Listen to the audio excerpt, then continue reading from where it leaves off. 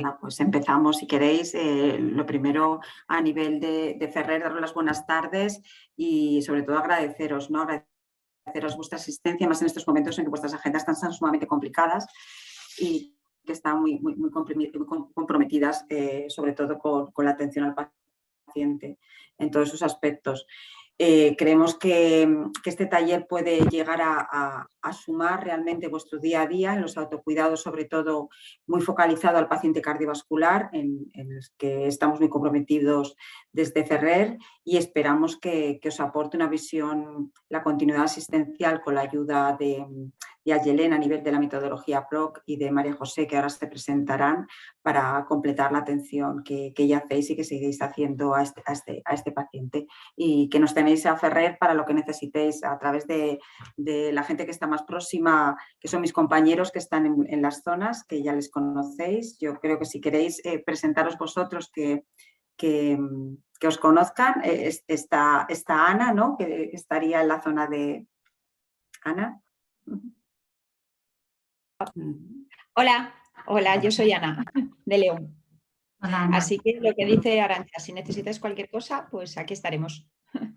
Y también está Maite. Hola, buenas tardes, que he visto a Arantxa, nada, que estuvimos hablando en Aranda, o sea que fenomenal que hayas venido, y luego con Isabel y con otras que hablan por teléfono, ¿vale? O sea que gracias por asistir. Y nada, por Burgos ya nos iremos viendo, ¿vale? Venga, cualquier cosa que necesitéis, cuando nos veamos me decís. Gracias. Y luego están Miriam y Rafa y José Luis, que también están a vuestra disposición en otros territorios. Pues yo voy a hacer de Miriam, que no se puede conectar, que se conectará un poquito más tarde por temas personales. Miriam, no sé si tengo el micrófono apagado. No, se te oye perfectamente, José Luis. Vale, Miriam se incorporará, es la responsable de Zamora y Salamanca y bueno, cuando se incorpore por lo mismo que han dicho los compañeros, será para cualquier cosa que necesitéis de Ferrer sin ningún tipo de problema. También Maite, que se acaba de presentar, ha dicho Burgos, Soria y Palencia, que también son su responsabilidad, cualquiera de los que esté que necesite cualquier cosa sin ningún problema. Y yo soy José Luis, ¿vale? Y yo, Arantxa, que estaré a vuestra disposición para Madrid, que sé que hay gente conectada de Madrid, así que también. Bien. Y Rafa Álvarez, que está por ahí también, que se puede presentar para Segovia, Ávila y Valladolid. Rafa. Hola, no sé si me veis. ¿Me veis? Sí, perfectamente. Pues estoy en plena calle, estoy todavía todavía no he llegado a casa. Y nada, pues que me pongáis cara, las enfermeras y enfermeros que estáis en mi zona, e intentaré saludaros y veros y contaros cosas cuando se pueda. Bueno, os voy a seguir escuchando, eso sí. Muy bien. Chao. Muy bien. Bueno, pues muchas gracias por hacer esto posible también. Yo soy Ayelén y estoy con Ayelén Losada y estoy con María José Carballo, que vamos a llevar a cabo este seminario. La idea es que vamos a estar hasta las 6. La primera parte va a hacer una exposición María José en relación al protocolo de intervención con pacientes de rehabilitación cardíaca en el Hospital de Burgos, y a partir de ahí pues tomaré yo la palabra para contar algunas cosas en relación a la continuidad asistencial, ¿no? Porque hay muchos retos todavía en relación a todo lo que se ha hecho y todo lo que queda por hacer para seguir construyendo esos puentes entre hospitalaria y atención primaria, y este es un momentito así para pararnos a pensar en esos puentes. Así que con esto le doy la palabra a la compañera María José. Y después de las exposiciones tendremos un rato para hacer preguntas, comentarios, un poco de debate, consultar, bueno, todo lo que podamos construir entre todas aquí. Vamos allá. Muy bien. Bueno, pues buenas tardes a todos. Mi nombre es María José Carballo. Algunos de vosotros ya me conocéis de hace muchos años, por ejemplo Maite, José Luis. Y bueno, pues un placer estar aquí con vosotros y poder contaros un poquito lo que hacemos en el Hospital de Burgos, en la unidad de rehabilitación cardíaca, que es una unidad que se inauguró hace 4 años ahora y con la que estamos muy ilusionados porque, como veréis, yo intentaré con mi pequeña presentación transmitiros el entusiasmo que se puede sentir como personal de enfermería en una unidad como rehabilitación cardíaca. Entonces, bueno, pues buenas tardes a todos y cuando me diga Ayelén, pues comenzamos la presentación, ¿eh? ¿Empezamos? Y vamos a ello. Pues venga, comenzamos.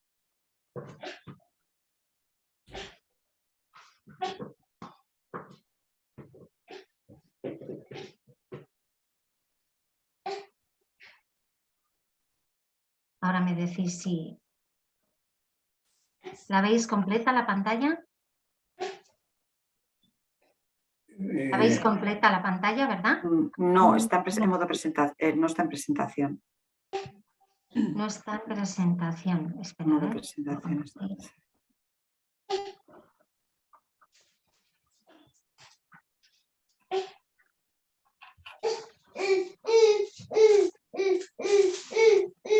Ahora veis, a ver.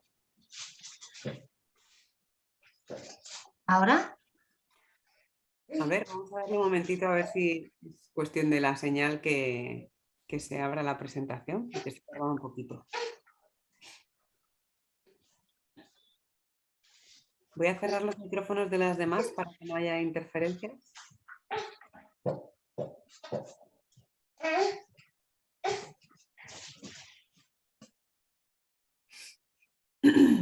Pues no se abre la presentación, pero se ve, o sea que... Bueno, veis, pero ¿veis las diapositivitas al lado? Sí, las vemos a un lado. Está pasando lo que hemos visto antes. Espera, pues si lo habíamos solucionado, ¿verdad? Espérate, a ver. Vamos a ver, compartir. ¿Ahora? Ahora, perfecto. Vamos. ¿Ahora? Sí. Bueno, intentaré que se vean, que se puedan pasar, ¿de acuerdo? Muy bien. Bueno, pues como podéis ver en este pequeño titular, os voy a hablar un poquito del papel de la enfermería en las diferentes fases de la rehabilitación cardíaca. Ya sabéis que la rehabilitación cardíaca consta de 3 fases. Vamos a ir desglosando todas poquito a poco y sobre todo haremos hincapié en la fase 3, que es la atención primaria, aunque realmente las tres están, pero bueno, la 3 quizás la que más os puede a vosotros interesar. Mira, oye, no sé qué puede pasar, Ayelén, al dar al intro.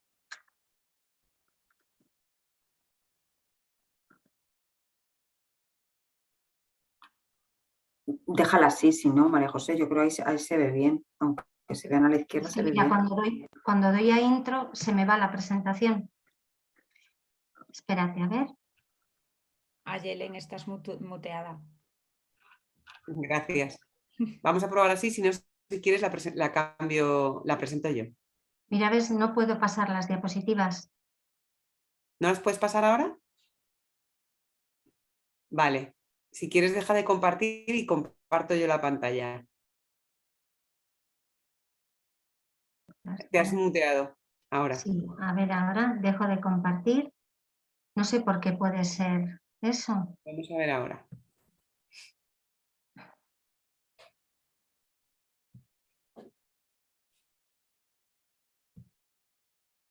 Yo te las voy pasando si quieres. Bien, ¿quieres que lo intente por última vez? En cualquier caso, a ver. Bueno, dejo de compartir. Intentamos última vez, ¿eh?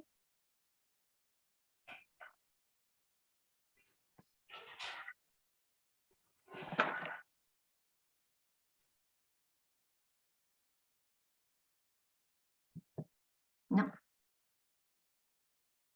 Bueno, no te preocupes. Tú me dices y yo te voy pasando, ¿vale? A ver.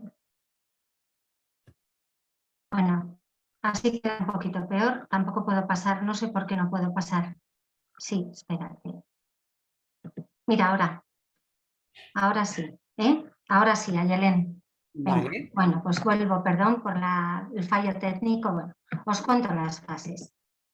Empezamos, fijaos, lo primero, bueno, pues definir un poquito qué es la rehabilitación cardíaca.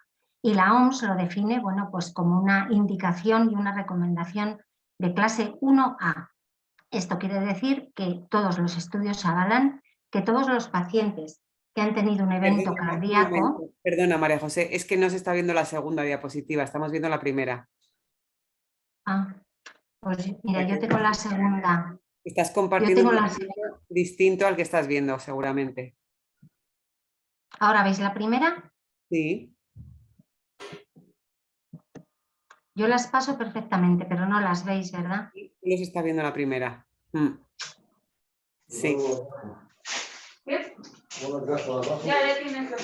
si quieres te las paso yo. ¿Qué hago? Venga, pues sí, dejo de compartirlo. Vamos allá, mira. Tranquila. Sí. Aquí estamos, muy bien. Bueno, pues como os decía, la OMS define la rehabilitación cardíaca como este conjunto de actividades que es necesarias para que todos los cardiópatas, incluso los pacientes, porque hay indicaciones también de que la rehabilitación cardíaca se puede hacer en pacientes que todavía no han tenido ningún evento cardiovascular. Y es una recomendación, ya os digo, clase 1A. Es curioso que a pesar de esta indicación tan estupenda que tiene y tan fiable, solamente un 20% de los pacientes realizan un programa de rehabilitación cardíaca, bien sea porque no pueden acceder a él o porque realmente no se les indica o porque viven en un sitio donde no está implementada esa unidad de rehabilitación cardíaca. Y por otra parte, los estudios pues, nos avalan que se reduce la mortalidad cardiovascular entre un 27 y un 31%, lo cual es un dato muy interesante. ¿Ayelen? Sí. Fijaos, la fase 1 de la rehabilitación cardíaca es la fase inicial del programa. Yo os voy a contar un poquito lo que yo hago en Burgos, porque sí que es verdad que a veces hablando con enfermeras de Madrid o de cualquier otra comunidad, pues hacen cosas diferentes. Pero bueno, realmente todos hacemos y todos nos basamos en lo mismo. Es la fase inicial del programa y comprende la fase de hospitalización. Es la fase aguda de la enfermedad donde el paciente está muy receptivo, muy susceptible y sobre todo muy asustado por lo que le ha pasado. En esta primera toma de contacto intentamos ya empezar un estricto control de los factores de riesgo cardiovascular de este paciente.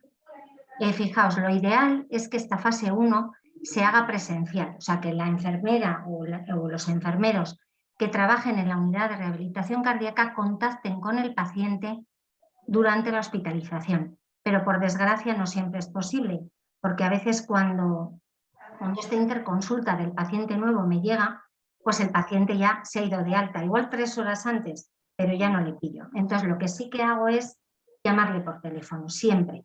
La fase 1 de rehabilitación cardíaca es muy importante porque este paciente ya no se siente desprotegido. ¿Qué pretendemos con esto?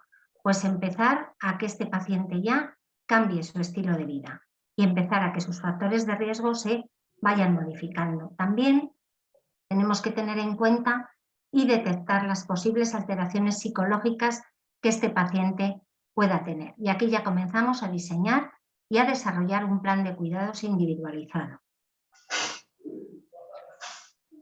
Esta fase 1, pues yo tengo la gran suerte de trabajar en un hospital grande donde tengo mucha enfermería en planta que está enlazada conmigo de alguna manera. Ya veréis que la fase 1, 2 y 3 deben estar enlazadas mediante lo que llamamos la enfermera de enlace. Entonces, cuando hablemos de primaria, veréis qué importante es también. Aquí, esta enfermería en planta y yo, el contacto telefónico, si no he podido conocer al paciente, pues empezamos ya a hacer actividades orientadas a esta valoración integral del paciente. Le hacemos una reseña de la próxima cita, porque lo que les preocupa muchísimo es que después del alta, ¿qué puedo hacer? ¿Qué puedo comer? ¿Cuánto me puedo mover? ¿Qué deporte puedo hacer? Están un poquito perdidos. En este clima de aprendizaje, ya os digo que el paciente pues ya se siente muy reconfortado y muy encaminado a todo esto. Entre que el paciente es contactado por nosotros y comienza la valoración para empezar el programa de rehabilitación cardíaca, tienen que pasar unos 15 días si ha tenido una hospitalización. O sea, la mayor parte de los pacientes que vemos en la unidad son cardiopatía isquémica, son pacientes infartados que se les ha puesto un stent o 2. Esa es la mayor parte de los pacientes. También tenemos pacientes por insuficiencia cardíaca, incluso algunos valvulares, trasplantados y otros que vienen de consulta externa. Pero los pacientes que vienen de planta tenemos que dejar pasar unos 15 días desde la colocación de ese stent para poder realizar la ergometría de comienzo que nos va a decir la capacidad funcional de ese paciente.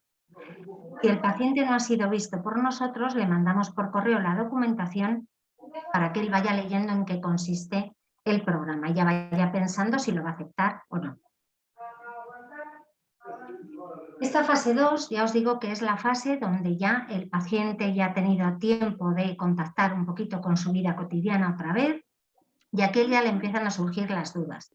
Por eso es muy importante que entre esta fase 1 y la fase 2 el paciente contacte con su equipo de atención primaria, tanto con su médico de familia como su enfermera de atención primaria, que yo se lo recalco a todos, porque creo que es fundamental. Ellos ya van resolviendo sus dudas. ¿Qué hacemos en esta fase 2? Bueno, pues ya les damos este manual que veis aquí de rehabilitación cardíaca, que estamos muy contentos porque este año nos lo han editado, se lo damos a los pacientes y bueno, pues les ayuda mucho, lo tienen siempre, muchos lo dejan en la mesilla de noche, me cuentan, o sea, fijaos todas las dudas que pueden tener encima. Aquí ya empezamos educación sanitaria con este tratamiento de los factores de riesgo modificables. Les hacemos las medidas antropométricas y una ergometría o una ergospirometría, depende de la patología que tengan. Les hallamos el índice de masa corporal y les damos un programa de marchas que está dentro de ese manual en el que el paciente ya va anotando lo que camina cada día, el tiempo que tarda, la frecuencia cardíaca que alcanza, ya para ponerse un poquito en manos de lo que va a ser la segunda fase activa en el gimnasio. Cuando el paciente pasa por nuestras manos en esta valoración, hacemos siempre una historia de enfermería, que por si queréis ver algún paciente que caiga en el cupo vuestro de vuestro centro de salud, está escrito en Jimena en arquetipos. Aquí hay una agenda que es enfermería de rehabilitación cardíaca y bueno, pues os puede orientar en un futuro para ese paciente cuando pase a vuestras manos después. Aquí también se establece, muy importante, la duración de ese programa. Según el riesgo, se estratifican las sesiones, que pueden ser 10, 16, 24 hasta 36, que es lo ideal en todos los casos. Y después ya pasaríamos a una valoración de este paciente por parte del servicio de rehabilitación, el médico rehabilitador y el fisioterapeuta. ¿Qué objetivos tenemos con esto? Bueno, pues transmitir ya a todo este equipo de rehabilitación cardíaca el plan de cuidados de este paciente para que después al alta ya tengan una continuidad con todos vosotros en atención primaria. Fijaos, hay un proyecto que es de donde sale, es la Biblia de la rehabilitación cardíaca para enfermería, que es el proyecto RECA Basic, que lo tenéis aquí reseñado, que si después tenéis interés os podemos enviar un PDF con esta documentación que os digo que es muy, muy interesante. Durante toda esta fase 2, este paciente sale de alta con un registro de sus datos y un desarrollo de plan de cuidados de enfermería en la fase 3 en el centro de salud. La comunicación con el paciente y el soporte a la familia es muy importante también en esta fase porque estos pacientes les ha cambiado la vida muchísimo, pero no solamente a ellos, sino a todo el mundo que está a su lado, a su mujer, a sus hijos o a su marido y a sus hijas. Da igual, un poco a toda la familia. Hay gente que vive sola, bueno, ¿qué os voy a contar? Cada paciente es un mundo y por eso insisto en que tiene que ser un plan de cuidados personalizado. Y aquí ya pretendemos consolidar estos cambios para el correcto control de factores de riesgo. Aquí tenéis una foto de lo que es la unidad de rehabilitación cardíaca del Hospital Universitario de Burgos. Ya os digo, llevamos 4 años de andadura. El comienzo fue difícil porque nos costó arrancar, nos costó organizar y bueno, cada día intentamos mejorar porque siempre te vas dando cuenta que la rehabilitación cardíaca es un pozo sin fondo, puede durar todos los días, todas las horas del día y toda la vida del paciente, del personal y de todo el mundo. De paso aprovecho a invitaros a, si alguna vez pasáis por Burgos y queréis venir a vernos, pues encantados de enseñaros todo lo que hacemos y de recibiros ahí. Muy bien, esta labor de la enfermería en fase 2, bueno, pues tiene que tener unos pequeños requisitos o grandes que los veréis en RECA Basic y es que, bueno, pues el personal de enfermería tiene que tener conocimientos adecuados a este tipo de pacientes. Conocimientos electrocardiográficos, por supuesto, el electro es nuestra herramienta de trabajo, detección de arritmias y de complicaciones, conocimientos de RCP, Valorar la sintomatología durante el ejercicio del paciente, que cambia respecto a la sintomatología que se puede tener en reposo. Y luego una estrecha comunicación con el cardiólogo. Esto tiene que ser una carretera de ida y vuelta. Yo tengo la suerte de trabajar con un cardiólogo que le tengo siempre muy cerquita de mí y con el cual estoy pues perdida, porque trabajamos juntos, siempre estamos en el gimnasio, el fisioterapeuta y yo. Y el cardiólogo pues le tengo a mano, y si no estamos por teléfono, pero siempre estamos los tres. Como sabéis, es un equipo multidisciplinar. Durante este programa, la enfermera, el enfermero tiene un papel muy activo con todos los pacientes y con la familia. ¿Y qué debemos? Pues conocer la enfermedad cardiovascular, reconocer los síntomas de alarma, modificar o intentar modificar los hábitos de vida, fomentando los más adecuados, lograr adherencia al tratamiento farmacológico, una cosa muy importante. Los pacientes, después de un año, hay estudios que dicen que muchos de ellos abandonan la medicación, por tanto hay que tener esto en cuenta. Hoy en día pues tenemos cada vez medicación más fácil de tomar, que se agrupa, y son pacientes que se intenta que no abandonen la medicación, que es una parte pues tan importante o más que los hábitos de vida. Proporcionamos apoyo psicológico, tenemos un psicólogo en el programa que nos da charlas, talleres, bueno, un montón de cosas, y fomentamos el ejercicio físico cardiosaludable como parte del tratamiento de este paciente. Y sobre todo le mostramos escenarios de vida futura. El paciente sabe que su vida normal va a volver y eso le da pues un aliciente muy grande a seguir haciendo bien las cosas. Las charlas educativas que doy yo como personal de enfermería, pues las doy en cada programa e intento darlas a cada paciente. Antes del COVID teníamos una charla, una sala, perdón, donde 1 o 2 veces a la semana venían todos los pacientes del programa y los familiares. Pero bueno, el COVID nos dio un cerrojazo a todo eso, tuvimos el gimnasio cerrado durante 3 meses y entonces se creó el aula RC que tenéis aquí reseñada, que yo también os invito a todos a inscribiros en ese aula RC, que tenéis la parte de pacientes y luego la parte de profesionales. Es muy interesante y bueno, pues nos va a todos reforzando todas las charlas que tenemos que proporcionarles.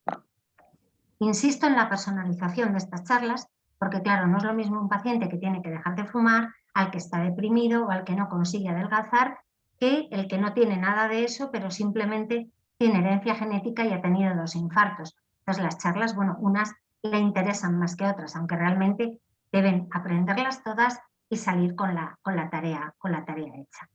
Insistimos mucho en la dieta mediterránea, desterramos los mitos de la alimentación, el plato famoso de Harvard, la comida de colores, bueno, todo un montón de cosas que os contaría más extensivamente, pero bueno, esto hemos quedado que es una pincelada del programa.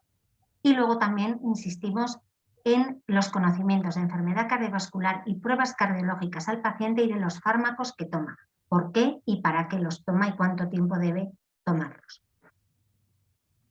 Aquí tenéis otro documento que también os recomiendo que busquéis en internet porque es apasionante si os interesa la alimentación, que es el documento de recomendación de la Sociedad Española de Aterosclerosis del año 2018. Es un estilo de vida en la prevención cardiovascular que yo me encanta, de vez en cuando lo ojeo un poquito a lo tonto porque es muy bonito. Si os interesa la nutrición, desde luego es increíble. Y bueno, pues habla sobre todo de los alimentos versus riesgo cardiovascular. Es una charla muy visual, muy colorida, con muy poca letra para que el paciente pues tenga los conceptos claros, las 4 cosas que tiene que tener de la dieta mediterránea. Cuando quieras, Ayelen. Un ejemplo de una de las diapositivas que es, bueno, ya os digo, muy visual, muy gráfica y les encanta porque aprenden un poquito a modificar esa manera de comer o de cocinar. Palabras clave pues, de esta charla de adherencia a la dieta mediterránea. Bueno, pues el estilo de vida, la adherencia, las estrategias que las tenéis documentadas en este documento que os digo y sobre todo recalcar que la adherencia a la dieta mediterránea tiene una evidencia A, es decir, todos los estudios avalan sus beneficios, no solo en salud cardiovascular, sino también en prevención primaria de todo tipo de patologías. Por eso insistimos también en que fomenten todo esto en su familia, en sus hijos, en sus nietos, en sus amigos. Y la verdad que en la mayor parte de los casos lo conseguimos. Concienciarles de la importancia de una correcta alimentación, empatía con el paciente, tiempo para cada uno, les dedicamos programas personalizados. La idea y la insistencia de que la única manera de adelgazar con éxito es modificar los hábitos alimenticios, y esto de fichas de dominó, bueno, pues son casi un lenguaje que ya tenemos en común, que es que cuando tiramos la primera por tierra tiramos todas, o sea que los factores de riesgo son un pack y que van todos unidos. Aquí me veis antes del COVID dando una charla, bueno, pues de enfermedad cardiovascular en este caso, y como veis aquí hay pacientes, mujeres, maridos, bueno, todo tipo de familiares que querían asistir. Eran charlas con mucho éxito. Toda esta fase 2, como os sigo diciendo, bueno, pues la idea es promocionar y apoyar los cambios en el estilo de vida para que luego el paciente tenga su informe de alta de enfermería para fomentar la continuidad ya con todos vosotros en la fase 3 en atención primaria. Revisar y reforzar las siguientes consultas. Aquí veis, les enseñamos a medirse la frecuencia cardíaca y a controlar todos esos factores que luego vosotros en atención primaria es donde hay que reforzar en la fase 3. Perfecto. ¿Qué objetivos tenemos? Bueno, pues veis que aquí hay mucho verbo, pero es verdad, alcanzar, consolidar, obtener un grado de entrenamiento físico óptimo, ejercicio aeróbico diario, todos los días del año como parte del tratamiento, apoyo psicológico al paciente y a su familia y sobre todo fomentar este escenario de vida futura con una reinserción sociolaboral rápida, lo antes posible. Lo ideal es que esta rehabilitación cardíaca normalice la vida del paciente conociendo su enfermedad. Esta implementación de la fase 3, que ya es en la que nos vamos a meter de lleno, es una manera de ordenar y protocolizar. Tiene una importancia fundamental en prevención secundaria y terciaria dentro de la historia y de la vida de este paciente que ya ha tenido un evento isquémico, en este caso, perdón. Lo ideal, ¿qué sería? Pues que hubiera una herramienta informática entre el gimnasio de rehabilitación cardíaca y todos los centros de salud, en este caso de Castilla y León. Esta herramienta informática de momento no existe. Sí que creo que en Jimena podéis ver una pestañita que os dice cuando un paciente ha sido dada de alta en el hospital, pero no cuando ha sido dada de alta en el programa de rehabilitación cardíaca. Esta es la asignatura pendiente y yo creo que es el futuro, que vosotros en vuestro centro de salud podáis ver qué paciente sale de un programa y captarle vosotros y llamarle. Y para eso también es fundamental la enfermera de enlace entre la fase 2 y la fase 3. Si tenéis un fisioterapeuta en el centro de salud, lo ideal sería hacer esta fase 3 en pacientes de bajo riesgo que no necesitan más que monitorización, no necesitan monitorización, perdón. Cuando quieras, Ayelén. Esta fase 3, bueno, pues lo ideal y lo que debiera ser, y yo creo que va a acabar siendo en todos los centros de salud, porque ya está, cada vez crece más y cada vez se va y gusta más, es esta consulta de enfermería, que la tenéis que crear, este contacto con la enfermería de atención primaria, que es lo que yo siempre les digo que hagan. Ahora también en Burgos están rotando con nosotros los EIR de comunitaria, y la verdad que se van súper concienciados de que el futuro está en los centros de salud con vosotros. La enfermería de atención primaria, tenéis una posición privilegiada para este seguimiento continuo del paciente y asegurar este proceso asistencial a largo plazo. En Recabasic, en el documento que os he dicho antes, os viene el protocolo de los tiempos según la patología de cada paciente que les tendríais que ir controlando. Esta promoción de la salud debe ser un feedback entre las unidades de rehabilitación cardíaca y enfermería de atención primaria. Este rol, bueno, pues ya os digo que es muy importante. Tenéis en esta consulta un reto apasionante: la toma de constantes, la valoración del ejercicio físico, el tipo de ejercicio, el tiempo que lo hacen, dónde y cómo lo hacen, ese control de síntomas, despistaje de síntomas ansioso-depresivos con la escala de ansiedad y depresión de Goldberg, seguimiento del hábito tabáquico, vacunaciones, reincorporación laboral, encuestas de calidad de vida, el SF36, que todos conoceréis, y la adherencia al tratamiento farmacológico. ¿Qué objetivo principal tenemos? Bueno, pues un manejo integral y multidisciplinar, que es que a mí esto me encanta, porque multidisciplinar va desde todos nosotros como papel de enfermería, los psicólogos, el médico de familia, el médico rehabilitador, el fisioterapeuta, los neumólogos, todo el mundo que quiera puede entrar, un endocrino, para que este paciente al alta siga manteniendo estos conocimientos que le han costado en la fase 2 y la mayoría tienen éxito y se van con la lección bastante bien aprendida, pero ¿qué pasa después? En esta fase de mantenimiento ya se encuentran bien, ya la cosa cambia, ya un día no sé qué, un día y al final es donde fallamos en prevención secundaria cardiovascular. ¿Qué objetivos tenemos? Una tensión arterial menor de 13,8, un colesterol LDL menor de 50, una glicada de menor de 7% y un índice de masa menor de 25. Los objetivos, pues vuelvo a los verbos: mantener, asegurar, reforzar, organizar. Esto puede ser apasionante. Charlas, coloquios en colegios con atención primaria. Ir a los colegios a dar salud y prevención cardiovascular desde que los niños son pequeños. Consejos dietéticos, de tabaco, de sexualidad, de relajación e información de fármacos a los pacientes y sobre todo de ejercicio físico.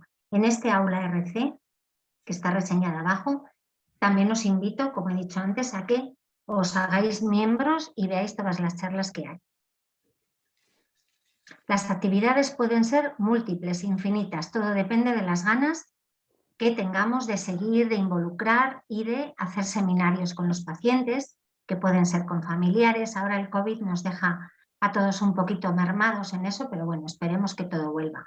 Y ahora, bueno, pues muchas veces tirar de teléfono. Equipos de salud coordinados y dirigidos por equipos de atención primaria que promuevan estilos de vida saludables en pacientes y su entorno, en escuelas, para profesorado y para personal sanitario, y desarrollo de programas preventivos específicos. Estos talleres formativos se pueden realizar en los centros de salud. Ya os digo que, bueno, un filón se pueden idealmente hacer en pacientes derivados de fase 2, pero se pueden hacer extensibles a todo tipo de paciente cardiovascular o con síndrome metabólico que todavía no haya tenido ningún evento, a los que podéis captar vosotros. Es ver en la historia quién puede ser receptivo de todo esto y hacer un poquito ya antes de que tengan un evento isquémico. Voy a reseñar aquí el papel de los fisioterapeutas. Si tenéis la suerte de tener uno en el centro de salud, es un tesoro, porque yo sin ellos no podría trabajar. Os digo que esto es algo multidisciplinar y sin vosotros tampoco, porque ya mi conexión con primaria es muy intensa. Entonces, por eso os digo que os animéis todos a empezar ya a captar a estos pacientes y a seguirles después o no de un programa de rehabilitación cardíaca. Todos estos objetivos los podemos seguir reforzando y hacer las recomendaciones a los pacientes, seguir educándoles en síntomas de alarma, en control de su frecuencia cardíaca ideal, en la escala de Bohr, que ahora os voy a hablar de ella, y en el test del habla, que son los síntomas de alarma que ellos tienen que tener cuando hacen ejercicio físico. Cuando quieras, Ayelen. Aquí tenéis la escala de esfuerzo de Bohr, que es una escala subjetiva de esfuerzo que va del 0 al 10. El 0 sería el reposo total y el 10 el esfuerzo máximo. Lo ideal es que un paciente, para que el ejercicio aeróbico que le recomendamos sea eficaz, esté entre un 3, 3,5 y un 5. O sea, que alcance la frecuencia cardíaca objetivo para que sea eficaz este entrenamiento, ya os digo, este ejercicio como parte de su tratamiento. La escala de Bohr es muy importante para ellos y para todos nosotros conocerla. Conclusiones. Bueno, pues ¿qué pretendemos? Una continuidad es un requisito imprescindible para el éxito de un programa de rehabilitación cardíaca. Tanto si vosotros captáis a un paciente que no ha hecho rehabilitación cardíaca y os parece que tiene que hacer, pues lo comunicáis para que el médico de su cupo nos haga una interconsulta online y ese paciente puede acceder a este programa a través de vosotros. Un refuerzo en estas consultas de enfermería y este seguimiento en atención primaria por vuestra parte, esta estrecha colaboración entre atención especializada y primaria, que cada vez es mayor, y una concienciación de que la enfermería tiene un papel básico de adherencia a un correcto estilo de vida en prevención primaria y secundaria. Y además, de verdad, en mi experiencia en rehabilitación cardíaca, son pacientes agradecidos que te hacen caso y que son receptivos a toda esa información que les tenemos que dar. Aquí os pongo un poquito la bibliografía de donde he sacado esta presentación. Bueno, ya os he dicho varias cosas importantes y os animo al RECA-BASIC, sobre todo al proyecto RECA-BASIC, a las recomendaciones de la Sociedad Española de Aterosclerosis, al aula RC de pacientes y profesionales. Aquí tenéis también la Fundación Española del Corazón, que es, bueno, un filón, porque tiene, bueno, de todo lo que os podáis imaginar para ellos y para el personal sanitario. Y Mimocardio, que también me gusta mucho, que también es otra página web que está fenomenal. Y luego, bueno, pues imágenes mías que he ido haciendo y recopilando de todo este tiempo. Y por nuestra parte, como enfermera de rehabilitación cardíaca en esta unidad que tengo la suerte de trabajar, bueno, pues un poco más os cuento y deciros que es verdad, que en nuestras manos tenemos muchas cosas, mucha tarea y mucha labor. Espero haber dado la pincelada justa para que esta fase 3 os prenda y nada más. Y a espera de preguntas y doy paso a Yelén sin más. Gracias por vuestra atención. Muy bien. Muchísimas gracias, María José. Ha sido un gusto escucharte. Voy a tomar el relevo, hago una pequeña exposición y después hacemos todas las preguntas juntas, pero todas las notitas que se os hayan ocurrido ya apuntadas como post-it mentales o en los cuadernos para poder compartir. Voy a entonces tomar la palabra. Yo soy Ayelen Losada. Soy terapeuta ocupacional, trabajo en el Centro Mary Langer, que es un centro de salud comunitaria, no está dentro de la red de centros de asistenciales, entonces hay cosas de las que vosotras y vosotros sabéis muchísimo más que yo, pero lo que nos caracteriza es que trabajamos con una metodología, la metodología PROCECE, que es desde donde querría aportar algunas reflexiones relacionadas con esa labor de la fase 3 que traía la compañera María José, ¿no? Porque el primer paso es las ganas de implicarse en este proceso, pero después también hay que tener el tiempo y las herramientas y los conocimientos, ¿no? Entonces, desde ahí, pues voy a... nosotras trabajamos en el Centro Mary Langer haciendo formación en diferentes unidades docentes de atención primaria y diferentes direcciones asistenciales y también haciendo consultorías y asesorías precisamente en relación al segundo apellido, ¿no? De la atención primaria, de familiar y comunitaria, a todo lo que tiene que ver con la orientación comunitaria. Entonces, bueno, es desde ahí desde donde yo quiero poder compartir algunas cuestiones. Voy a hablar precisamente de aporte desde la metodología PROCECE, sabiendo que hay algunos otros aspectos de retos que hay que hacer para seguir trabajando los puentes entre atención primaria y hospitalaria, que obviamente no se van a quedar abordados en este seminario, ¿no? Voy a también compartir pantalla para compartir así algunas ideas que vayan quedando organizadas. Y ¿se ve entero la pantalla? Vamos a chequear que se vea bien.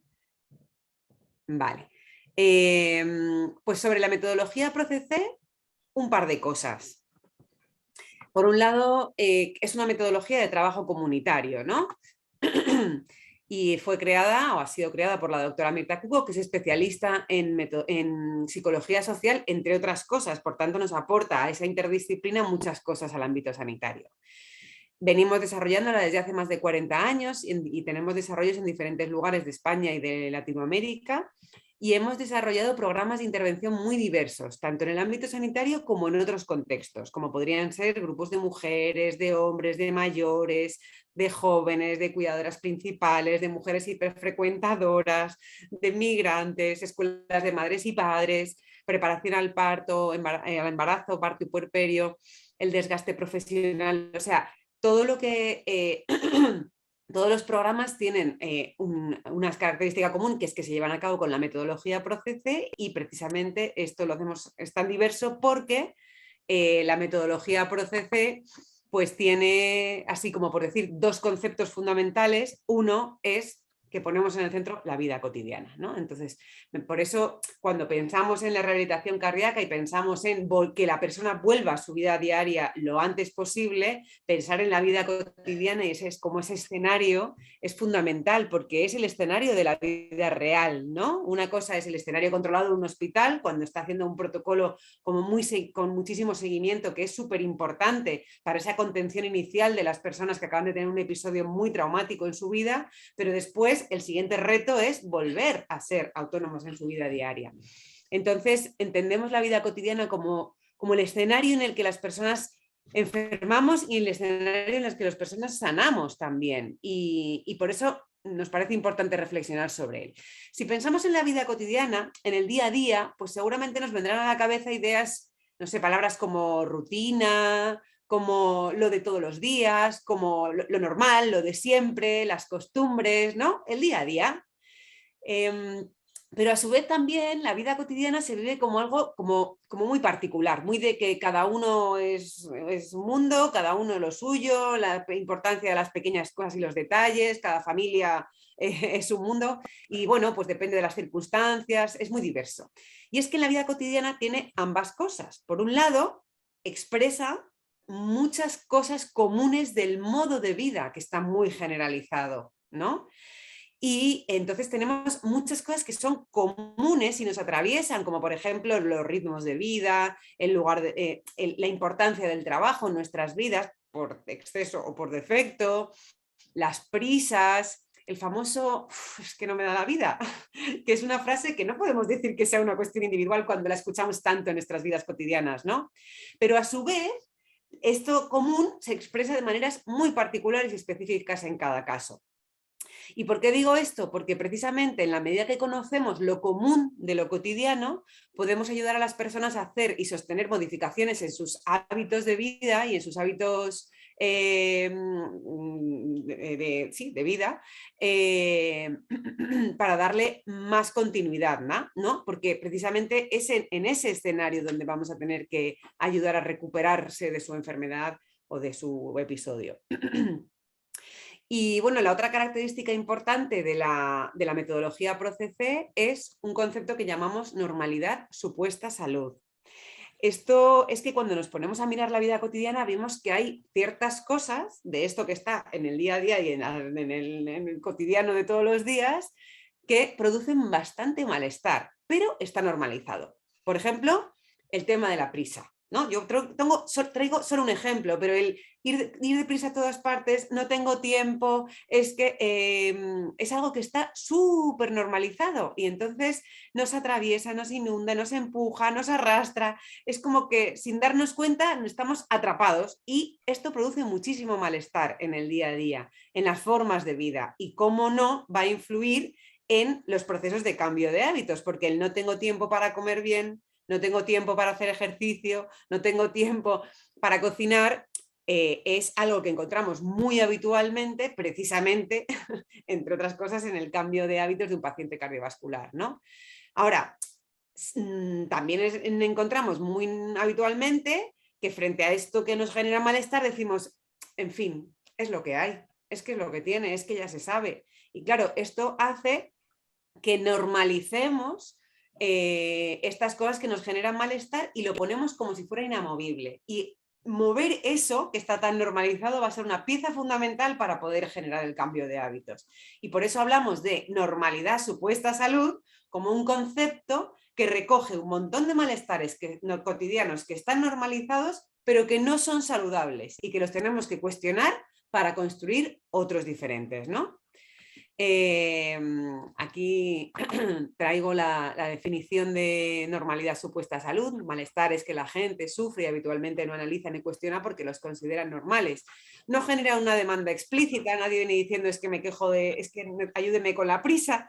No tiene un interlocutor válido, pero engrosa en la cultura de la queja. Está siempre presente en todas partes, ¿no? No existe un campo de intervención específico y, bueno, se brindan muchas veces en ciertos malestares enfoques más terapéutico-asistenciales o individuales, tendiendo muchas veces incluso a medicalizarlos o psiquiatrizarlos, ¿no?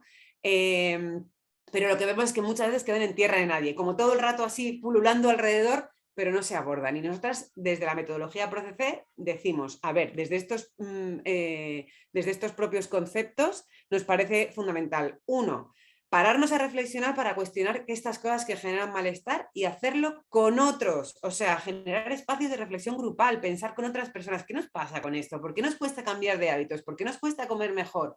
Claro, es que hoy en día no podemos desconocer, hablando de modo de vida y de lo normalizado, que en muchísimos casos es más rápido, más barato y más fácil comer mal que comer bien. Entonces, esto es una realidad del modo de vida que no podemos achacar a una culpa individual. Ahora, siempre decimos desculpabilizar para responsabilizar. Una vez hecha la lectura crítica de cómo en el día a día esto está muy normalizado, tenemos que cambiarlo, ¿no? Pero a la gente le alivia sentir que no es que lo haga mal porque no sabe, sino porque está muy normalizado, mucho más accesible un modo de vida no saludable que el saludable. Por otra parte, o sea, el primer objetivo sería generar espacios de reflexión, por otro lado, brindar elementos de análisis y herramientas para entender por qué nos pasa y cómo podría ser de otra manera, ¿no? Entonces ahí tener criterios sanitarios, criterios profesionales es muy importante para darle a la gente. Y en tercer lugar, promover el protagonismo de la población, porque el protagonismo en la propia construcción de sus alternativas, porque el protagonista del cambio es el propio paciente, el que tiene que hacer la compra, el que tiene que cocinar, el que tiene que decidir si se lleva esto a la boca o sale de su casa a caminar o no, es el propio paciente. Entonces hay que estar todo el rato con la alerta de promover la autonomía y el protagonismo, ¿no? Hay un primer momento de acogida en la vulnerabilidad, pero luego siempre hay que ir trabajando el soltar para generar autonomía. Entonces, con esta mirada nos acercamos precisamente a pensar en el acompañamiento del paciente cardiovascular desde atención primaria. Y aquí queremos traer que un instrumento muy importante en este contexto, que sostiene y vehiculiza precisamente el saber profesional, es el vínculo. Es la relación que establecemos con el paciente. Cuando María José decía, yo le llamo por teléfono, es que esto es fundamental. Si no puedo presencial, que hago todo lo posible, voy y le llamo, porque la relación personal, el vínculo que vayamos construyendo, es el vehículo para operativizar nuestro saber. Podemos tener protocolos y dispositivos estupendos, pero si no establecemos un buen vínculo terapéutico con la persona, va a haber mucha menos adherencia y menos implicación en el tratamiento. Entonces, bueno, en la gente que estuvisteis en el curso anterior trabajamos mucho sobre el vínculo terapéutico, estuvimos trabajando herramientas para enriquecer el vínculo terapéutico, ¿no? Y hablábamos de cosas para tener en cuenta en el antes, en el durante, en el después. Espero que queden por ahí en el recuerdo y en los apuntes, todas las cosas y en la experiencia.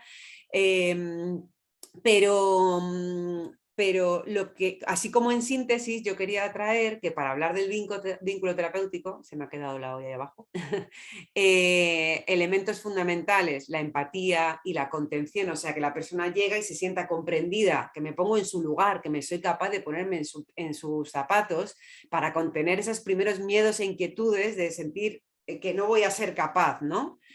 Después es importante que en el proceso, en la relación con el paciente, podamos escuchar lo que le va pasando, porque no solamente que me haga caso y haga lo que yo le digo que le tiene que hacer porque es lo saludable y yo le estoy diciendo lo que puede ayudarle a vivir mejor, sino cuáles son las dificultades que está trayendo y por qué, y ayudarle a decodificar, a que entienda por qué le pasa lo que le pasa, ¿no? Y desde ahí tener confianza, ir construyendo la confianza, pero también la autoconfianza, que la persona vaya primero el paciente que se siente vulnerable deposita en el sanitario, ayúdeme, ¿no? Haga algo y tiene que ir recuperando la capacidad de que es uno mismo el que lo va a poder hacer. Y eso tiene que ver con la promoción de autonomía, pero es importante que podamos entender el vínculo como algo que está vivo, que se va construyendo y que tiene que ir al principio de mucha contención y poco a poco de ir soltando para dar autonomía. Y que entonces es algo que está permanentemente así latiendo, ¿no? Y claro, a mí siempre me gusta decir que la empatía es la capacidad de ponerse en el lugar del otro, pero en el rol profesional es muy importante que también tengamos la capacidad de después volver a tu lugar, no quedarse pegado en el lugar del otro, porque es desde tu lugar de rol sanitario, desde el que puedes, entendiendo lo que le pasa, después tener distancia, una distancia operativa para poder acompañar en, en el padecimiento que está teniendo, que al principio es de mucha vulnerabilidad, ¿no? Entonces, el tema del vínculo es súper bonito, pero claro, bien, ya sabemos qué es lo que hay que hacer, pero ¿cómo se hace? ¿Cómo se construyen los vínculos? Y los vínculos muchas veces los dejamos a la espontaneidad, al feeling que me da un paciente. Con este tengo buen vínculo, con este. Y aquí muchas veces nos vamos a encontrar con frases como, pues si es que esto es muy difícil, yo me voy a convertir en el rarito del grupo. ¿Qué me dices? Que deje de comer carne y verdura y cuando salga con los amigos, ¿qué? ¿No? O, bueno, eso cuéntaselo a mi mujer, que es la que cocina, y entonces tiras balones fuera. O, a mí el médico no me dijo nada de eso, solo que me tomara la pastilla todas las noches, ¿no? Como yo ya hago mi parte, ¿qué me estás contando de salir a caminar? O, pero si yo me estoy moviendo todo el día, ¿no? Una persona que está súper activa todo el rato, pero claro, no con el grado de esfuerzo, como decía María José, que es necesario para poder hacer una buena rehabilitación, ¿no? Por nuestra parte, muchas veces encontramos esta vivencia de yo llevo años repitiéndole lo mismo y no hay manera de que me haga caso, ¿no? O, bueno, es que prefieren tomar las pastillas que cambiar la alimentación. O da igual las veces que se lo explique, siempre parece que es la primera y viene como de nuevas, ¿no? No recuerdan si lo dices tú, pero si se lo dice la vecina, parece como si otros tuvieran más autoridad que yo. Y muchas veces esta sensación de que se hacen de nuevas. Menos mal que tengo anotado que se lo explique, si no, hasta dudaría, ¿no? Entonces, ¿con qué quiero traer con esto? Quiero traer que en el vínculo, en la relación con las personas, con los pacientes, pasan muchas cosas y no siempre todo es de color de rosas. De hecho, en los pacientes más difíciles precisamente son los que más lo necesitan, ¿no? Porque el paciente que llega diciendo, mira, a mí el infarto me cambió la vida, yo ya he cambiado todo, pues uno dice, ay, qué maravilla, pero claro, es el que igual menos necesita ese apoyo. Siempre lo van a necesitar todos, ¿eh? Porque el mantenimiento es un reto, pero bueno, esto está casi todo ganado. Entonces, yo no voy a dar recetas mágicas en relación a esto porque no las hay. De verdad que si las hubiera yo, y las tuviera yo las compartiría, que esto me parece muy importante, pero sí voy a dar algunos aportes relacionados con la metodología ProCC, ¿sí? Y quería plantear 4 cosas. Vamos a trabajar 4 cosas para que os llevéis así como a modo de inspiración. Yo sé que son temas profundos que no se agotan a la primera, ¿no? Pero bueno, la primera, algunas cositas más en relación al vínculo, ¿vale? Porque decíamos que importante establecer el vínculo, es el vehículo, la relación con el paciente, esa llamada en la que la persona se siente comprendida y de pronto dice, pues sí, voy, y le invitas a una charla, a un taller, a una consulta programada, y va o no, es muy importante, pero tenemos que saber que en atención primaria no partimos de cero, porque vienen de haber establecido un vínculo en el hospital, ¿sí? Entonces, hay como una herencia, entre comillas, ¿sí? Hay como una herencia de ese vínculo que han establecido en el hospital, en general para bien, y hay que aprovecharla, y hay que reconocerla y respetarla mucho, ¿no? Entonces, por un lado deciros lo que os he dicho antes, que el vínculo es algo vivo, que se construye, que puede ir cambiando y que puedo tener una primera impresión muy buena con alguien, de que parece que es muy colaborador y está entregado, y yo me relajo y entonces luego le pierdo, porque a lo mejor hay cosas que no me di cuenta que pasaron. Y también puedo tener un buen primer feeling con alguien como malo, como de este no me hace ni caso, no hay manera, y sin embargo, poco a poco, construyendo la confianza, se puede ir cambiando radicalmente esa relación, ¿no? Entonces hay que darle tiempo, hay que darle paciencia, hay que saber que a veces le llamo una vez y no me atiende y que a lo mejor tengo que programarlo y volver a llamarle en una semana, como darle un tiempo y una paciencia y no llevarlo nunca así como al plano personal, ¿no? Eso en general, en particular con la enfermería, el vínculo es muy importante, es muy importante, es cercano, está conectado con lo cotidiano. La enfermería está conectada con los cuidados y en un contexto y es un contexto en el que se puede favorecer como más la relación de confianza, ¿no? el de le cuento a la enfermera cosas que no me atrevo a contarle al médico o a la médica. Pero también la enfermería arrastra todavía un San Benito, voy a decirlo así un poco coloquialmente, arrastra a veces como esa cosa de vivirla con menos autoridad, como de, bueno, enfermería, ¿no? Entonces, parece que si lo dice el médico, me asusto, pero si lo dice la enfermera, puedo titubear un poco más. Bueno, tenemos que saber que eso no es algo personal, no tiene nada que ver con una cuestión personal, es algo histórico, es algo cultural, es algo que todavía queda, aunque han cambiado muchas cosas y por suerte se ha profesionalizado muchísimo el rol de enfermería, pero todavía queda, ¿no? Y entonces hay que tomar un poquito de distancia y sobre todo tener muy claro que el papel de enfermería tiene una entidad propia y no tiene por qué estar compitiendo con otras para no enfadarse y poder ponerle límites al paciente o poder trabajar la autoridad sin titubearse una misma, ¿no? Pero dentro de la enfermería, os he dicho vínculo en general, vínculo con enfermería, pero ahora quiero decir vínculo dentro de enfermería, lo que estamos hablando del hospital al centro de salud, ¿no? Esto que heredamos en atención primaria, heredamos me refiero a que la persona ha tenido una transferencia vincular, ha tenido ya un afecto puesto, una sensación, una vivencia con enfermería del hospital, que en general en los programas de rehabilitación cardíaca es muy buena. Hay un paciente que decía, los médicos me salvaron la vida, pero las enfermeras me cuidaron, ¿no? ¿Y qué es una vida sin cuidados? O sea, le estaba dando un lugar de muchísima importancia. Y esa sensación de que una vez que pasó el episodio, porque un episodio, por tomar el ejemplo del infarto que María José contaba, que es la mayoría de los casos en esta unidad de rehabilitación, implica un impacto, una experiencia, un acontecimiento puntual, pero es que el cambio viene después. O sea, cuando te enteras de lo que te ha pasado, el primer momento es, lo estoy contando, qué bien, qué alivio, pero es que todo lo que implica viene después, y en ese después está enfermería y está atención primaria, ¿no? Sobre todo, por todo ese tema de los cuidados y el cambio de hábitos y demás. Entonces, cuando viene atención primaria, ya sea porque lo llamamos o ya sea porque viene a consulta y lo queremos captar para esa fase 3, es fundamental reconocer el papel que ha tenido la enfermería del hospital, ¿no?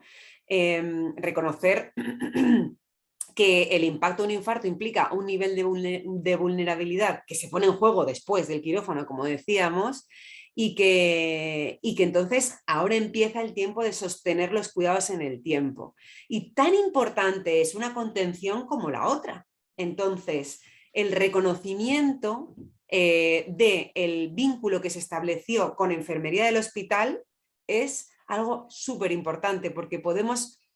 O sea, como que la herramienta informática que permita poner en contacto el paciente que sale del gimnasio con atención primaria es muy importante. Pero en paralelo a eso, esta cosa de preguntar quién le atendió, mostrar interés por cómo lo hicieron, reconocer la labor que hacen en enfermería en el hospital, sin entrar en competencias, dándole mucha importancia a cada uno de los ámbitos, y valorar mucho al compañero o compañera que lo atendió en el hospital, y resguardar además su lugar de importancia. ¿Qué quiero decir esto, no? Podemos transmitir al paciente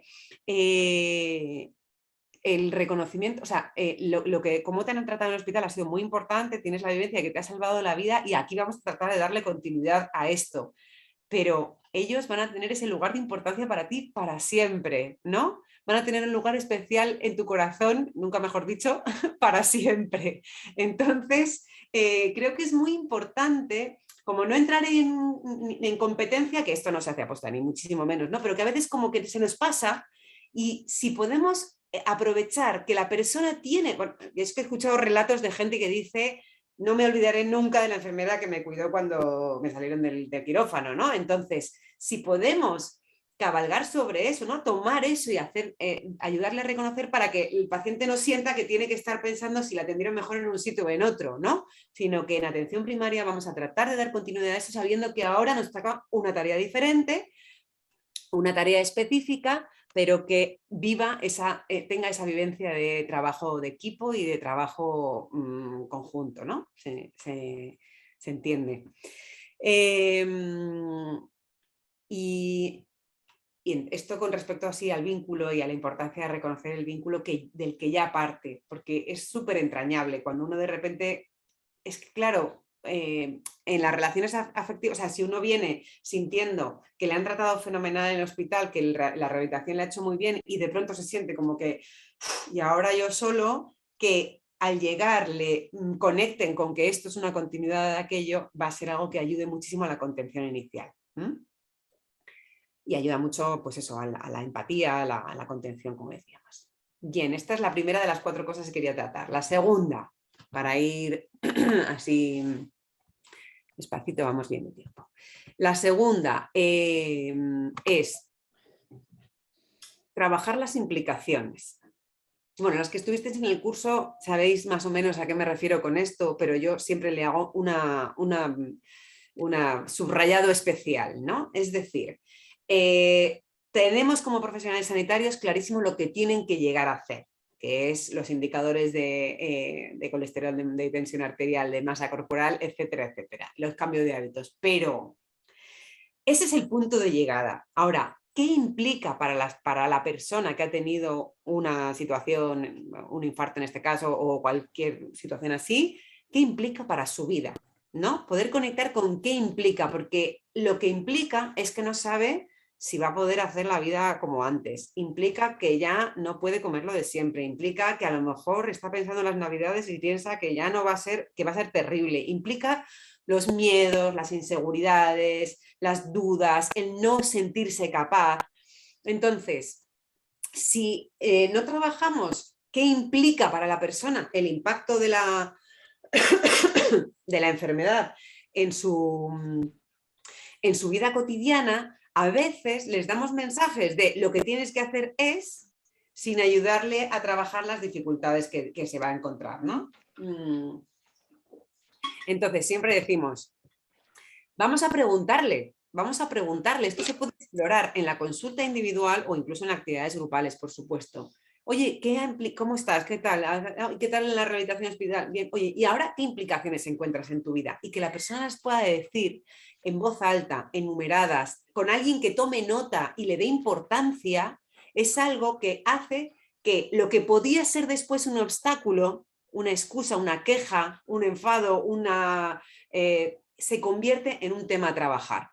De pronto encuentras que la persona te dice, pues que implica que yo no sé cómo voy a hacer, porque cocinar para mí, para mi marido, para mis hijos, 3 cosas diferentes, pues tal. Y ahí uno tiene que decir, mira, vamos a trabajar platos que puedes cocinar para todos. Y es que esto, entonces, que pueda haber un trabajo de todas las propuestas saludables que tenemos, pero muy conectado con la vivencia de la persona. Y esto es una de las cosas que favorece en esa primera instancia, cuando hablábamos del vínculo, la empatía, tiene que ver con cuéntame, ¿no? Si yo me quiero poner en tu sitio, necesito saber qué es lo que implica para ti y decirlo, que lo puedan decir las personas con sus propias palabras. Por otro lado, ¿qué dificultades se encuentran en el cambio de hábitos? Porque yo os he dicho antes un ejemplo de, es que hoy es más rápido, más fácil y más barato comer mal que comer bien, pero es que les decimos pescado fresco y a 25 el kilo, cuando el filete del lomo de cerdo está a 7. Entonces, este tipo de dificultades o dificultades de pensar que voy a ser el rarito, no hay que entenderlas como algo que va en contra o que me rebelo o que están enfadados o que están desacreditando nuestra autoridad o nuestro criterio sanitario. Estas dificultades tienen que formar parte del trabajo, ¿no? Entonces, fijaros, algo que si le doy un lugar se convierte en tarea para trabajar, si no le doy un lugar empieza a salir como si fuera una queja o ¿cómo se dice? Una piedra en el camino, un boicot, ¿no? O sea, como una resistencia, eso quería decir, ¿no? O sea, entonces nosotros siempre recomendamos, en lugar de, yo le digo esto y a ver si no me dice nada mal, pues qué bien, le digo, vale, esto es todo lo que se supone que habría que hacer. Ahora cuéntame, ¿cuáles son todas las dificultades que le ves? Y lo abres y entonces la persona te lo dice y tú no te enfadas, porque no sientes que te está poniendo pegas o que se está quejando, sino que es que aquí hemos abierto un espacio para que podamos hablar de cuáles son las dificultades, ¿no? Entonces, esto también, de nuevo, pensando en el vínculo, hace que la persona diga, mira, y me ha dejado desahogarme bien, y me ha dejado decir todo lo que tal, y no se enfada conmigo, y encima me da algunas ideas. Por tanto, cuando digo que el vínculo se construye, tiene que ver con estas pequeñas cosas. Ahí estás construyendo confianza, ¿no? Estás construyendo una relación en la que no te juzgo, en la que no te voy a poner un objetivo que es imposible, aunque sea subjetivamente para ti, sino que vamos a trabajar los pasitos o los peldaños que hay que subir para conseguirlo, ¿no? Y en este camino, trabajar mucho las contradicciones. Porque yo voy a decir una cosa y me va a pasar y voy a sentir la contraria. Voy a decir, me propongo esto y la semana siguiente digo, no he sido capaz. Tengo claro en la cabeza muchas cosas, pero luego es que no soy capaz de sostenerlo cuando me traen en Navidad la bandeja de turrones. O sea, hay que trabajar las contradicciones, las individuales y las sociales. Desde aquí es muy importante la orientación comunitaria, la orientación estructural. En el cambio de hábitos es algo que está relacionado con una mejora de la salud en todas las enfermedades, en todas. Entonces, sin embargo, y se supone que no sería tan difícil, ¿no? Cuando uno dice comer mejor, caminar más. Y sin embargo, ¿por qué hoy es tan difícil? Pues porque el problema es muy estructural, ¿no? En términos de la alimentación podemos hablar de la industria alimentaria y de toda su artillería de marketing y demás. Y en relación a la actividad física podemos hablar de, bueno, ahora en pandemia y con el teletrabajo ya mucho más. No podemos decir que sea solo una cuestión de voluntad. Aquí vamos a trabajar la voluntad y la fuerza de voluntad, pero tenemos que saber que los obstáculos o que el modo de vida no nos lo pone fácil. Más bien todo lo contrario. Entonces, por eso es muy importante que se trabaje desde el análisis y comprensión de las contradicciones, no solamente desde decir lo que hay que hacer, porque si no, claro, ellos se frustran y nosotros también. Bien, voy a por la tercera cosa relacionada con esto, que es algo que también hemos hablado en el curso anterior, pero yo quiero profundizar un poquito más, ¿no? O detenerme un poquito más. El proceso de duelo.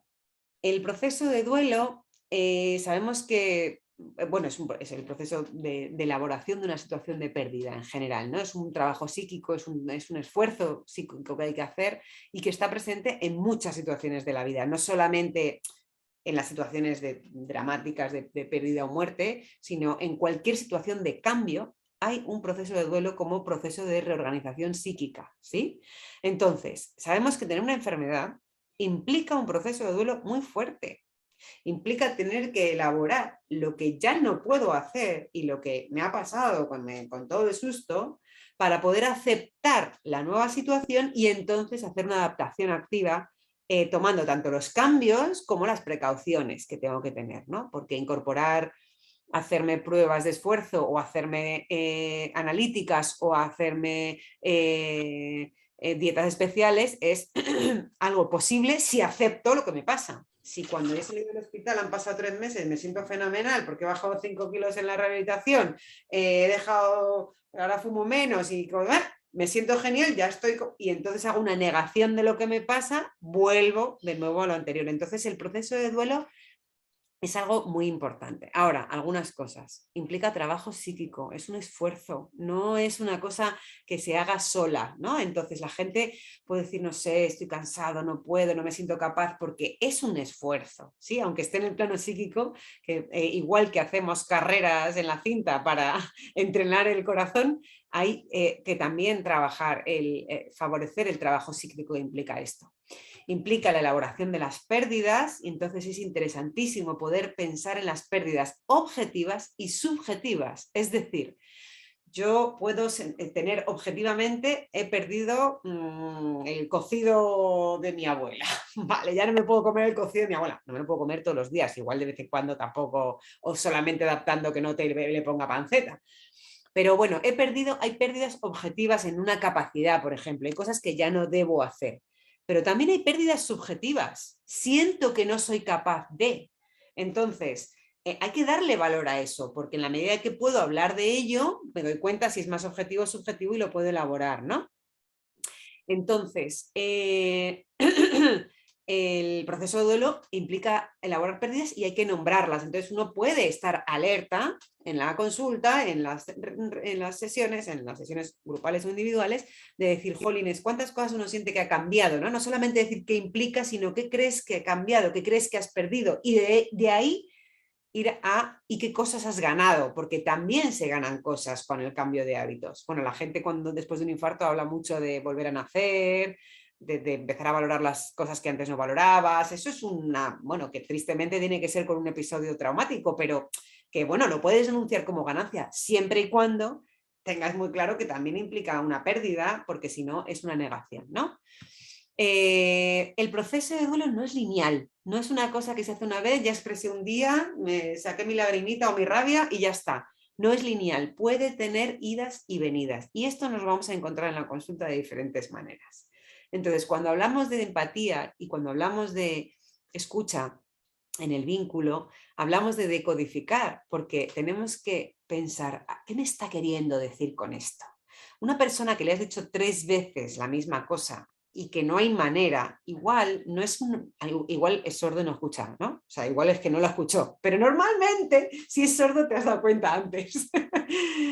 Algo no le está entrando esa información y puede tener que ver a lo mejor con que está en negación. El que te está escuchando y le toma nota, pero es que está pensando, esto yo no lo necesito porque me voy a curar, ¿no? Esta cosa de confundir lo agudo con lo crónico. Entonces, si ya me he curado, ya, entonces...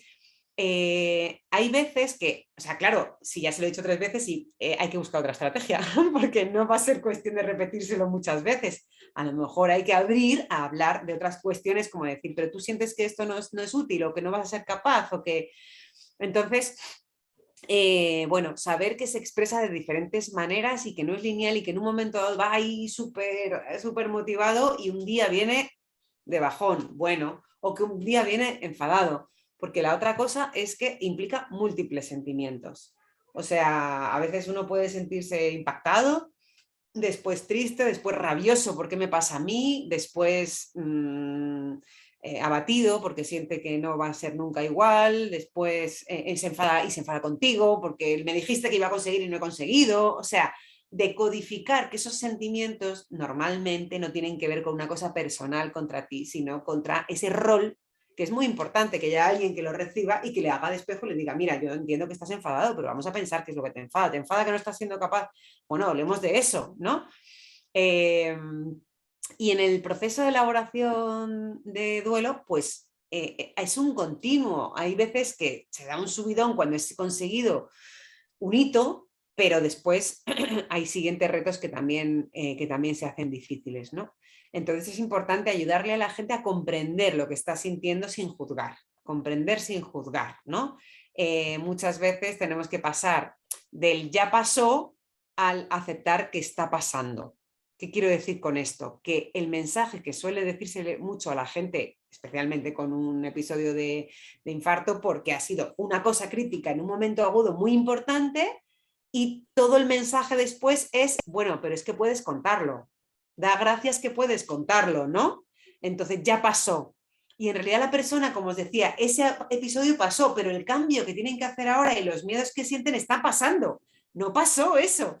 Y hay veces que por el duelo, digamos, o el impacto del episodio ya pasó, pero el duelo de lo que supone no ha pasado. Y hay veces que lo hablamos como si ya hubiera pasado. Y esto lo relatan mucho en relación a la gente de alrededor, no necesariamente con el profesional sanitario, pero lo relatan mucho como dicen, es que la gente te pregunta qué tal estás y te da mensajes de ánimo como diciendo, bueno, pero esta es una nueva vida, qué nueva oportunidad, y ponen todo el mensaje en lo positivo, pero no siempre permiten la posibilidad de decir, jolín, pero es que estoy asustado, jolín, pues es que me da una rabia, es que mira, sí, todo lo que tú quieras ha pasado, pero vaya faena, porque es que yo no me lo esperaba, y que puedan suceder esos sentimientos es necesario, porque si no, se queden ahí como atascados, ¿no? Y muchas veces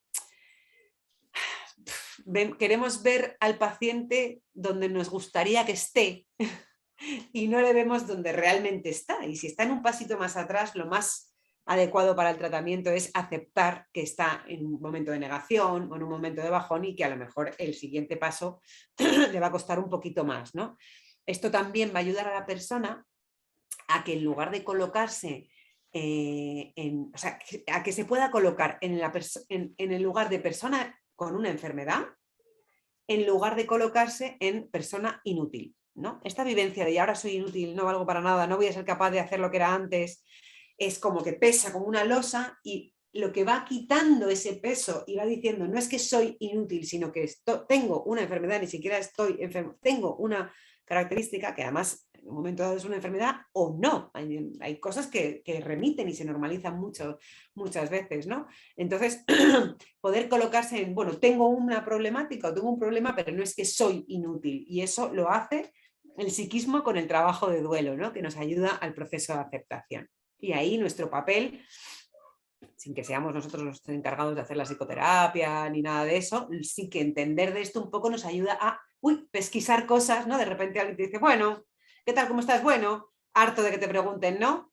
Sí, pues sí, la verdad, todo el mundo ahí con el mensaje de, pues sí, te entiendo. A veces decir, pues sí, te entiendo, estarás harto de que te pregunten y que te digan ahí, venga, la palmadita en la espalda. Pues mira, entiende que la gente también tiene miedo y no sabe cómo llevarlo, pero tú aquí tienes un espacio para desahogarte lo que te dé la gana. ¿Me entendéis? Bueno, y por último, como última cosa así para dejaros para reflexionar, es la importancia en esta continuidad del trabajo grupal y comunitario. En el hospital, en el protocolo de actuación, se da la situación de que se encuentran con gente que le ha pasado lo mismo y se encuentran en las charlas, se encuentran en los talleres, se encuentran en el gimnasio, hacen muchas veces actividades de psicoterapia grupal, tienen un espacio donde se encuentran con iguales, y esta es una de las cosas que se pierde cuando se sale del hospital, ¿no? El encuentro con iguales. Entonces, una herramienta muy potente para apoyar el trabajo de enfermería en la continuidad asistencial es favorecer el trabajo grupal y comunitario. Junto con que estoy juntándome con el paciente y que esa atención individualizada, que le escuche, que le ayude a la dieta y no sé qué, es muy importante que se junte con otras personas o que les ha pasado algo similar, favorecer a lo mejor 2 o 3 pacientes que son de la misma zona y que se puedan juntar, pero bueno, esto no es tan fácil porque en un hospital reúne a un área de acción mucho más grande, ¿no? Pero bueno, si no es con gente similar, puede ser favorecer grupos de encuentro con gente que está haciendo un cambio de hábitos por muchas otras cosas, grupos de caminar, grupos de alimentación, grupos de dieta saludable, grupos de, autoayuda o de compartir procesos de duelo, etcétera, etcétera, ¿no? Entonces, juntar a la gente con problemáticas parecidas, comunes, o favorecer la elaboración conjunta o la participación comunitaria, conectar con asociaciones. Hay asociaciones, yo qué sé, hay asociaciones de diabéticos, por ejemplo, que sirven muchísimo de apoyo y contención a la gente, a las personas que se acaban de enterar de que son diabéticos, pero también hay asociaciones de senderismo o asociaciones, ¿no?, de gente que organiza actividades para caminar que no necesariamente están conectadas con la enfermedad, pero que son un nexo, una conexión súper importante para ayudar a ese cambio de hábitos, porque salir a caminar solo, alguien que no lo ha hecho nunca, es bastante difícil, pero de pronto encontrarte con alguien que te dice todos los sábados, te organiza una ruta y tú simplemente tienes que decir voy, pues es un poco más fácil, ¿no? Entonces, el trabajo grupal y comunitario es un anclaje muy importante para sostener los cambios en la vida cotidiana. Porque cuando sale del centro de salud, sale y se va, y nosotros no estamos ahí, ni tenemos que estar, ¿no? No se trata de pongo una enfermera en su vida, pues está ahí todo el rato, sino que le demos herramientas para que luego pueda llevarlo a su vida. Entonces, lo grupal y lo comunitario ayuda muchísimo al sostén en la vida cotidiana. Favorece muchísimo el encuentro entre iguales. En el encuentro entre iguales se da intercambio de saberes, se dan recetas, se dan consejos, se dan referentes. Es decir, mira, yo lo conseguí, ay, ¿tú cómo lo hiciste? Ay, ¿no? Entonces, esto hace que se descentre el papel del profesional. Es decir, no toda la responsabilidad y todo el saber lo tengo que tener yo. hay un montón de cosas de la manera concreta de hacerlo en la vida cotidiana que te lo puede dar la red vecinal o la gente que está también en ese camino, ¿no? Por supuesto, el trabajo con otros ayuda a la elaboración de las emociones, de las alternativas, de los miedos. No es lo mismo que yo le diga, a ver, cuéntame, o que le explique esto es normal, a que otra persona diga algo y yo diga, a mí me pasa eso, me siento identificado tal cual, yo te cuento cómo lo hice. O sea, es exponencial, ¿no? Y, por supuesto, favorece la creación de redes de apoyo, que son las que después van a sostener más el proceso y la transformación a largo plazo, ¿no? Entonces, yo he escuchado relatos, voy a dejar de compartir porque con esto ya estoy terminando, he escuchado relatos de personas que dicen como que en esa continuidad recuerdan la época del hospital como un espacio donde les salvaron la vida, donde si no hubiera sido porque después las 8 semanas o como decíais, como decía María José, hasta 36, ¿no? sesiones, semanas de intervención, si no fuera porque en ese momento me cogieron de los pelos, me llevaron ahí y estuve todos los días, tenía la obligación de ir y favorecí el cambio de hábitos, no habría sido posible, pero lo recuerdan con cariño y a veces con nostalgia. Entonces, favorecer la posibilidad de que cada X tiempo se pudiera conectar con la gente que compartieron algunas de las charlas o talleres grupales, o favorecer el reencuentro de personas que tuvieron el episodio en algún momento, pues bueno, habrá gente que pase y no quiere saber nada de ese momento, pero hay gente que también dice, pues mira, me gustaría saber qué tal le fue a fulanito y contar yo cómo fue y saber cómo lo ha hecho, y esto es una dimensión que tiene que ver con ese apellido de la familiar y comunitaria, ¿no? Y que muchas veces por nuestras agendas o por nuestras cotidianidades también, y porque a veces simplemente no sabemos cómo hacerlo, se pierde un poquito en el camino, ¿no? Entonces, bueno, estas son algunas de las pinceladas que quería dejar también de cara a pensar en lo concreto ese vínculo de continuidad en la atención primaria. Bueno, habéis tenido una escucha paciente, una escucha atenta durante un rato largo que hemos hablado las dos, y nosotras lo que queremos proponer ahora es que como a veces trabajar, o sea, como decir así a la venga preguntas es un poco frío, os vamos a mandar a pequeños subgrupos, a pequeños grupitos donde os vais a encontrar personas, 4 o 5 personas en cada grupo, y vais a comentar impresiones, sensaciones, inquietud, o sea, como dudas, y elaborad alguna pregunta o cuestión que nos queráis trasladar, ¿vale? Y así después una persona de cada grupo hace de portavoz, volvemos y escuchamos todas las preguntas, y creemos que así va a ser más rico porque vais a poder plantear más cosas entre todos, ¿de acuerdo? Así que el Zoom tiene esta función de que os manda subgrupos, tenéis que aceptar ir al subgrupo, tenéis 10 minutos, en cada grupo tratad de que pueda hablar todo el mundo, de compartir así impresiones, dudas, y elaborad una pregunta por grupo o 2 o las que surjan, ¿ok? Vamos allá.